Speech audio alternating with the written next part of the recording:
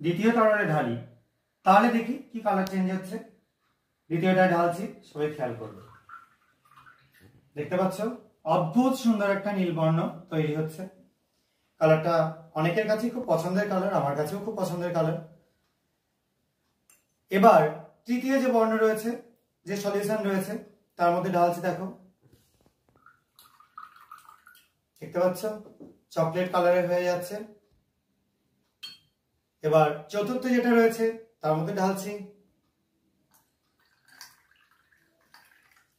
দেখো টারবিড, একটু ডিপ নীল, যেটা কিন্তু এই সলিউশনের কালার থেকে অনেক আলাদা, দেখেই বুঝতে পারছো।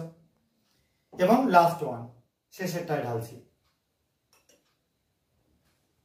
দেখো একদম কফি কালারের হয়ে যাচ্ছে, ঠিক আছে, রেডিশ ব্রাউন কালার। তাহলে তোমরা 5 রকম রং বেরঙের কালার